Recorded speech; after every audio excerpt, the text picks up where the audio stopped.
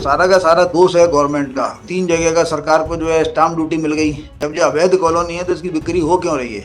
अवैध कॉलोनी में आप लोग जाके अपने वैध काम करा लेते हो, पार्षद उस पर वो डलवा देता है, वो बिजली डलवा देता है, आप वहाँ रहना शुरू कर देते हो, नगर निगम टैक्स लेना शुरू कर देती है। इतना पैसा खर्च करने के बाद भी अब आपको टाइटल मिलता है अवैध का, गवर्नमेंट उसमें शामिल हो जाती है, फिर भी लोग कैसे अवैध हो सकते हैं?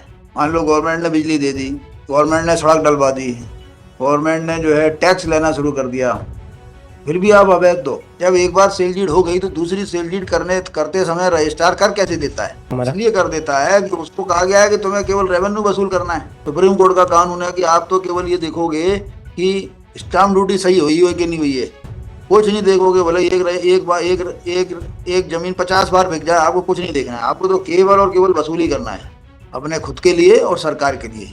कभी भी हुआ रिकवरी ऑफ पोजीशन की रिलीफ आ गई ना, जी जी बिफोर रिमांड आफ्टर रिमांड, उससे कोई फर्क नहीं पड़ता लीगली।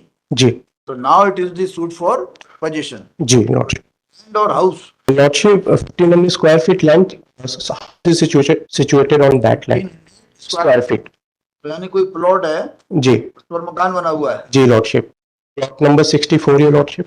प्लॉट नंबर 64, खसरा नंबर 236 by खसरा नंबर 2, खसरा number 236 by 2 and measuring 3 acres. Plot number 64 ये लॉर्डशिप। 3 acres उस पे प्लॉट नंबर 64 है जिसका 1500 स्क्वायर फीट डिस्प्यूट में है। So how the plaintiff is claiming rights over the suit property? Lordship, she is claiming title over the food property on the basis of sale deed. That is ji sale deed dated Lordship 21 to 1994. 21 February 1994. Yes, your Lordship. Exhibit From whom he or she purchased the plot? defendant number 1, your Lordship, Lalchand Patel. Lalchand Patel से खरीदा इसने। जी lordship. तो ये इसका title हो गया कि लालचंद पटेल से खरीदा और ये मालिक है और कब्जा आपसे मांग रही है ना। Yes, your Lordship. However, Lordship, Lalchand Patel written statement in para 1 has denied this claim of the plaintiff, your Lordship. क्या डिनाई किया उसने? कि 1994 की सेल डीड उन्होंने नहीं की है। उसके डिनाई करने से फर्क नहीं पड़ेगा। अब later on lordship Lalchand Patel ने शाद अहमद डिफेंडर नंबर 2 को बेची और हमने डिफेंडर नंबर 2 से खरीदी है। वो अब आप बताओ, लालचंद पटेल ने डिफेंडेंट को लालचंद पटेल ने बाद में किसको बेची? Shad Ahmad defender number 2 lordship. Lalchand Patel sold to Irshad Ahmad. Registered sale deed dated your lordship 14 Irshad Ahmad ji. Registered sale deed कौन सी है? Exhibit D7 your lordship 14/7/1998। 14/7/1998 exhibit D7 14/7/98 जी। और इरशाद अहमद ने आपको बेच दी जी 8/6/2009 को। सोल्ड टू उमाबाई जी। तारीख 6/2009 एग्जिबिट D 6/2009 जी। एग्जिबिट D8 उमाबाई हो गई डिफेंड नंबर 3 जी लॉर्डशिप। और इरशाद अहमद हो गए डिफेंड नंबर 2। जी।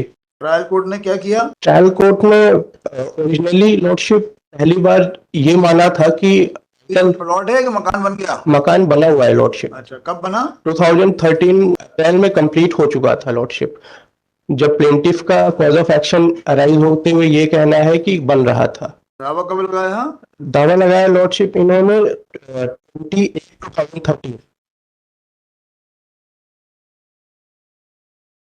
अच्छा, तो ट्रायल कोर्ट ने क्या किया दावे का?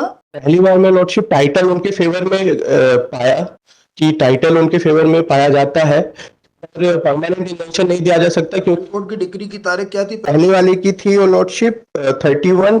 ट्रायल कोर्ट ने टाइटल पाया और परमानेंट इंजंक्शन नहीं दिया क्योंकि प्लेंटिफ ने एडमिट किया था कि हम पोजीशन में है। ठीक है जी। फिर क्या हुआ? और ये बोला कि section 34 of specific relief act के प्रोविजन से बाहर है क्योंकि उन्होंने रिकवरी ऑफ पोजीशन की रिलीफ नहीं मांगी है। फिर क्या हुआ? फिर अपील प्रेफर की लॉर्डशिप उन्होंने भी और हमने भी। उन्होंने प्रेफर की फॉर रिकवरी ऑफ पोजीशन के लिए और हमने की कि रिकवरी ऑफ पोजीशन के लिए थोड़ी की होगी, मतलब लॉर्डशिप 6-17 लगाई होगी। अपील में लगाई थी लॉर्डशिप। अपील में लगाई होगी 6-17 जी। फाइल 6-17 जी। और हमने टाइटल के अगेंस्ट अपील की थी लॉर्डशिप। आपने किसने की थी? उमाबाई। क्या किया? अपीलेट कोर्ट ने दोनों को एक साथ सुना लॉर्डशिप। इस 8/18 को रिमांड बैक। इस 8/18 जी रिमांडेड जी। 617 अलाउ कर दी थी क्या? जी अलाउ कर दी थी और ट्रायल कोर्ट को डायरेक्शन दिया था कि अगर जरूरत हो तो फ्रेश स्टेटमेंट रिकॉर्ड करे। फिर क्या हुआ? फिर लॉर्डशिप ट्रायल कोर्ट ने 12/10/2021 को उसकी अपील की थी किसी ने हाई कोर्ट में? नहीं की थी। तो ट्रायल कोर्ट ने फिर क्या किया? फिर 12/10/2021 को ट्रायल कोर्ट ने रिकवरी ऑफ पोजीशन का रिलीफ भी उनके फेवर में डिसाइड कर दिया साथ ही साथ। अच्छा, दावा डिक्री कर दिया। जी और अपीलेट कोर्ट ने क्या किया? कम कर दिया लॉर्डशिप। क्या गलती है इसमें? लॉर्डशिप हमारा ये कहना है कि उनकी नॉलेज में था कि वहां पे हम रह रहे हैं और नॉलेज में रह रहे हैं कहाँ? कहानी है 13 में बनाए। लॉर्डशिप हमने 9 में खरीदा था और उन्होंने ये अपने स्टेटमेंट में एडमिट किया है कि ऐसा घर बनाने ये में जो मकान, ये जो सेल डीड है, जी वादी के पक्ष की सेल डीड और इरशाद अहमद के सेल डीड की पक्ष की सेल डीड, दोनों की बाउंड्री सेम है या अलग है? सेम है लॉर्डशिप, बट हम डिस्प्यूट करें कि उनका प्लॉट नंबर 34 है।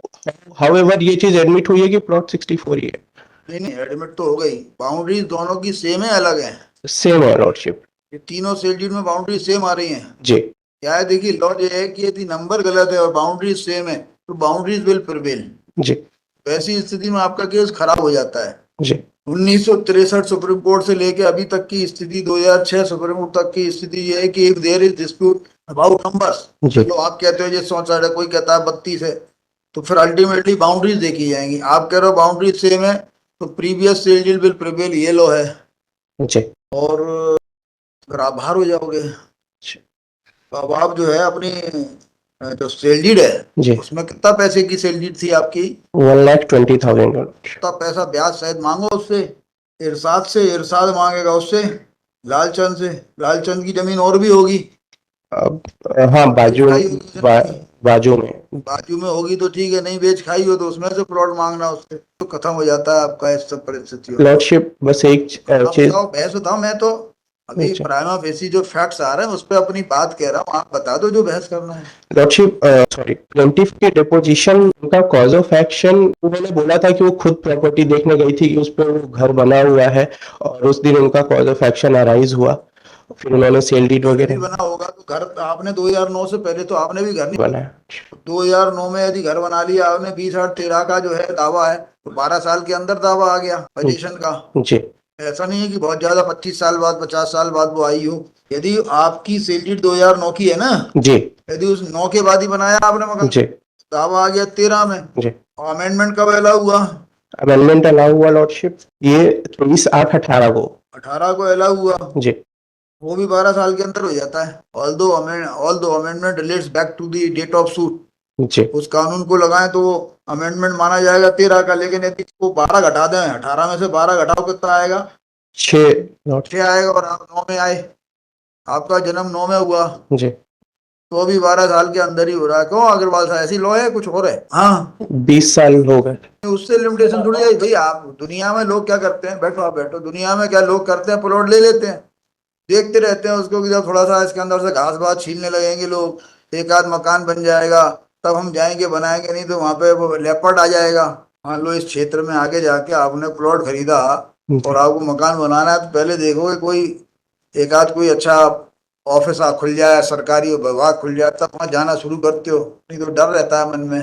तो प्लॉट तो खरीदा हुआ है उसने पहले से, मकान बीच में दूसरे ने बना लिया। Thank you very much. लिखो लॉर्डशिप एक बार ये पैरा 18 PW1 का देख लें, पैराग्राफ 18।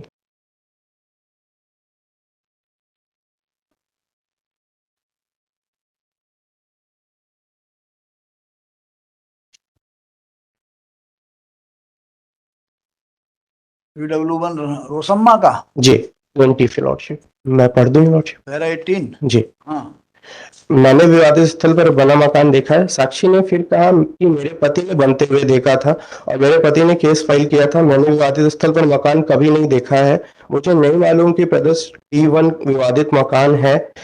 आपके प्रति परीक्षण में ऊपर बताया कि आपके द्वारा विवादित स्थल, परंतु वाद पत्र की कंडिका क्रमांक 5 के आशया भाग पर आपके द्वारा बतलाया गया कि आप अप्रैल 2013 में उसकी भूमि देखने गए थे। प्रतिवादी क्रमांक 3 उस बात का कोई निर्माण ना करें, अभिवचन किए हैं। दोनों ही बात में कौन सी बात सत्य है? उत्तर है प्रतिपक्षण में कही गई बात, मेरे पति ने विवादित भूमि देखी, उन्होंने नहीं देखी लॉर्डशिप। तो इसमें देखिए, इसमें सबसे बड़ा दोष है गवर्नमेंट का। ये जो अवैध कॉलोनी को वैध करने की कार्रवाई जो होती है, जी ये अवैध कॉलोनी का केस है। जी अब जो हो गया डिक्री, जी हाई कोर्ट तक से आ गया, सेम बाउंड्रीज हैं। आप मान रहे हो तीनों सेल डीड, ये बात सही है, तीनों सेल डीड की सेम बाउंड्रीज हैं? लॉर्डशिप, जब मैं आपने चेक किया है या नहीं किया? हमने चेक किया था, बस एक डिस्प्यूट आ रहा था। अरे मैं आपसे पहले प्रश्न किया, तीनों सेल डीड की सेम बाउंड्रीज है क्या? है लॉर्डशिप। तो फिर केस खराब हो जाएगा आपका। वैसे तो ये केस जो है आप जो करते कराते वहां पे जो है, लेकिन इसमें सारा का सारा दोष है गवर्नमेंट का, कि जो है आप लोगों को लड़ने के लिए छोड़ दिया गया है। अवैध कॉलोनी में प्लॉट खरीदते जाओ, बनाते जाओ, कोर्ट का समय बर्बाद करते जाओ, कॉलोनाइजिंग लाइसेंस होना हो, प्रॉपर्टी बिकती जा रही, 3 जगह बिक गई, 3 जगह का सरकार को जो है स्टाम्प ड्यूटी मिल गई, कोर्ट का समय अननेसेसरी बर्बाद कर रहे हो आप लोग। लॉर्डशिप, मुझे बताओ, जब जो अवैध कॉलोनी है तो इसकी बिक्री हो क्यों रही है? इसमें लिखा हुआ अवैध कॉलोनी। अवैध कॉलोनी में आप लोग जाके अपने वैध काम करा लेते हो, पार्षद उस पर वो डलवा देता है, रोड, नगर, वो बिजली डलवा देता है, आप वहाँ रहना शुरू कर देते हो, नगर निगम टैक्स लेना शुरू कर देती है, और आप कहलाते हो अवैध। इतना पैसा खर्च करने के बाद भी आपको टाइटल मिलता है अवैध का, कि आप अवैध लोग हो। गवर्नमेंट उसमें शामिल हो जाती है, फिर भी लोग कैसे अवैध हो सकते हैं? मान लो गवर्नमेंट ने बिजली दे दी, गवर्नमेंट ने सड़क डलवा दी, गवर्नमेंट ने जो है टैक्स लेना शुरू कर दिया, फिर भी आप अवैध दो खारिज कर दें? हाँ बोलो ना जी लॉर्डशिप। एक चीज और लॉर्डशिप, भाई, हमें बड़ी तकलीफ है, लेकिन हम क्या करें? जब एक बार सेल डीड हो गई तो दूसरी सेल डीड करते समय रजिस्ट्रार कर कैसे देता है?